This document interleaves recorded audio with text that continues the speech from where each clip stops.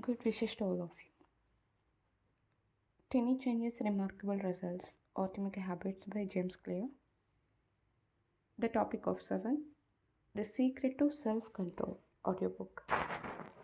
In 1971, as the Vietnam War was heading into its 16th year, Congressman Robert Staley from Connecticut and Morgan Murphy from Illinois made a discovery that stunned the American public.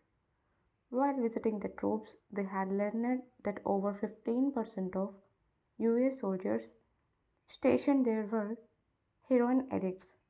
Follow up research revealed that 35% of service members in Vietnam had tried heroin and as many as 20% were addicted.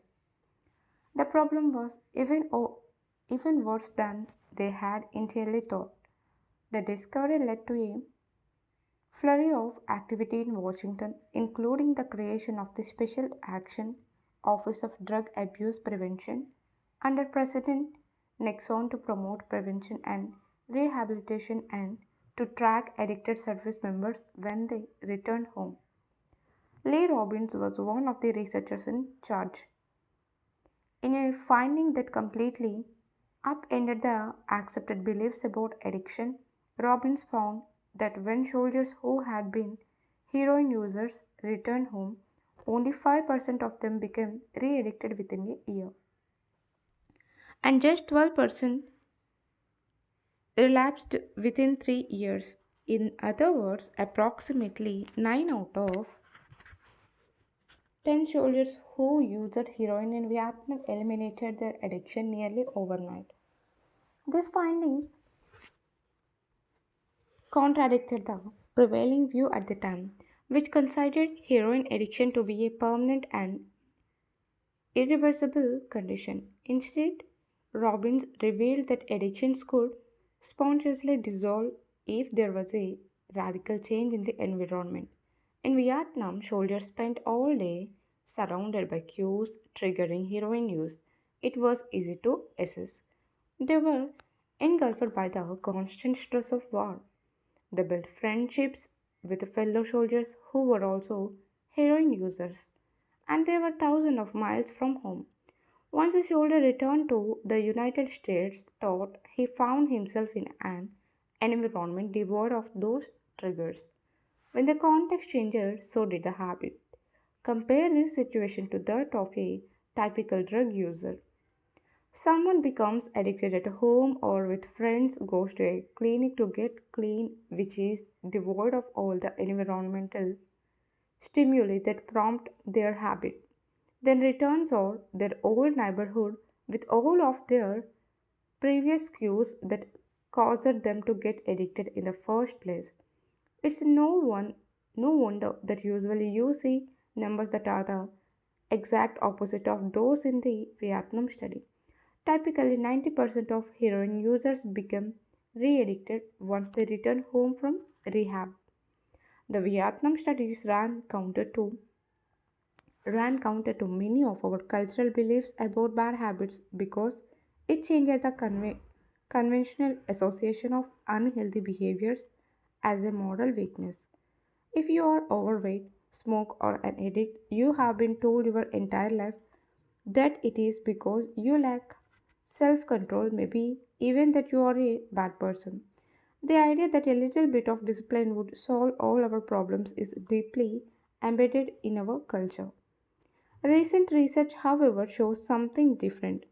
When scientists analyze people who appear to have tremendous self control, it turns out those individuals aren't all that different from those who are struggling. Instead, disciplined people are better at structuring their lives their lives in a way that does not require heroic willpower and self control. In other words, they spend less time in tempting situations. The people with the best self control are typically the ones who need to use it the least. It's easier to practice self restraint when you don't have to use it very often. So, yes, perseverance, grit, and willpower are essential to success. But the way to improve these qualities is not by wishing you were a more disciplined person, but by creating a more disciplined environment. This counterintuitive idea makes even more sense once you understand what happens when a habit is formed in the brain.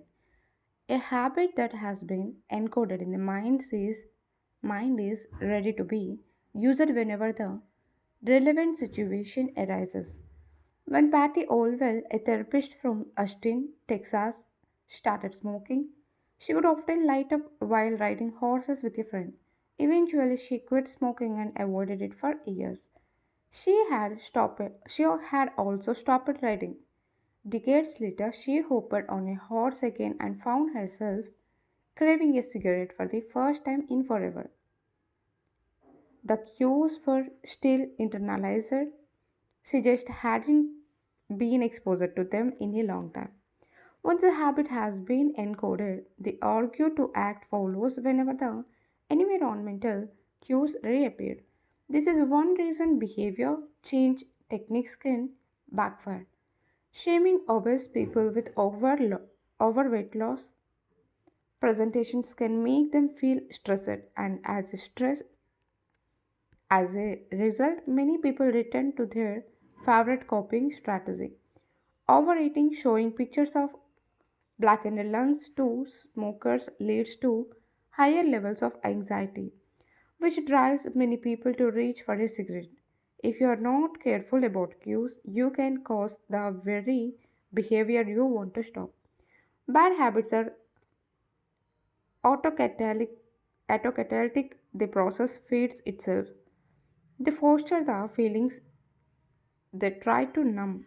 You feel bad, so you eat junk food. Because you eat junk food, you feel bad. Watching television makes you feel sluggish, so you watch more television because you don't have the energy to do energy to do anything else. Worrying about your health makes you feel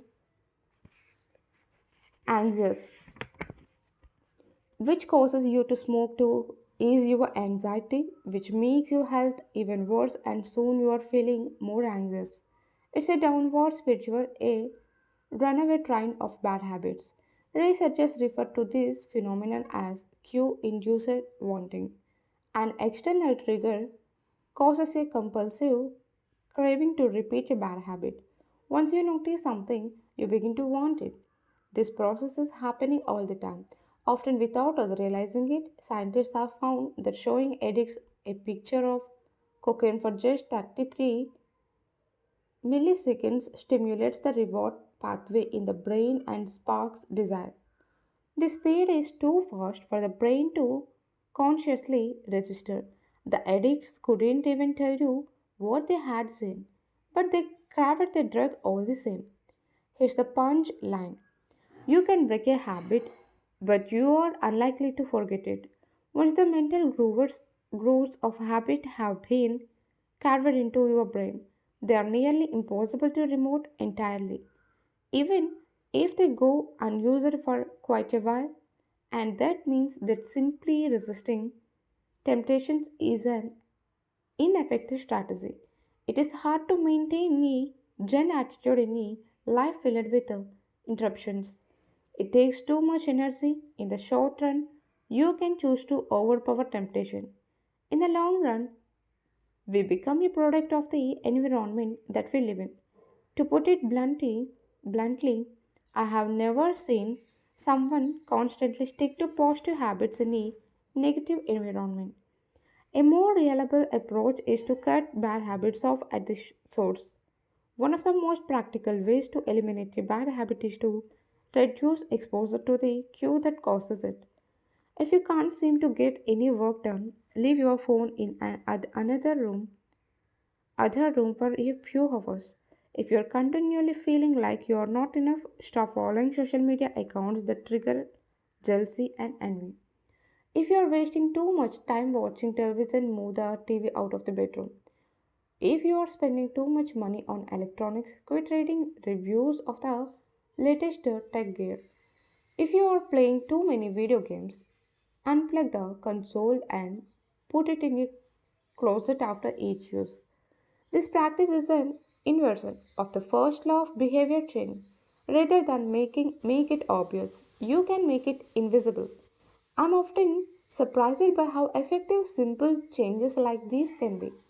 Remove a single cue and the entire habit often fades away. Self control is a short term strategy, not a long term one. You may be able to resist a temptation once or twice, but it's unlikely you can muster the willpower to override your desires every time. Instead of summoning a new dose of willpower whenever you want to do the right thing, your energy would be better spent optimizing your environment. This is the secret to self control. Make the cues of your good habits obvious and the cues of your bad habits invisible.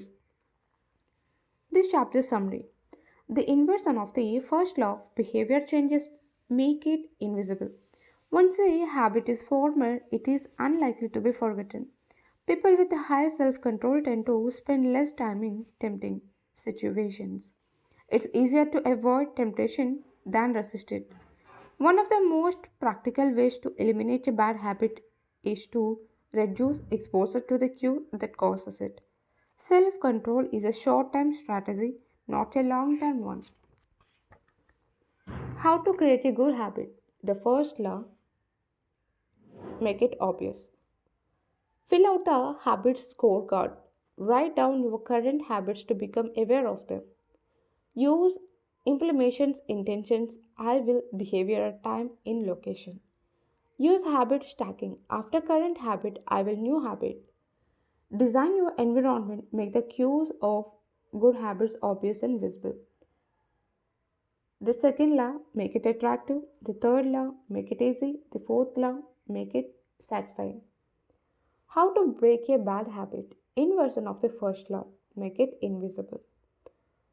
Reduce exposure. Remove the cues of your bad habits from your environment. Inversion of the second law, make it unattractive. Inversion of the third law, make it difficult. Inversion of the fourth law, make it unsatisfying. Thank you.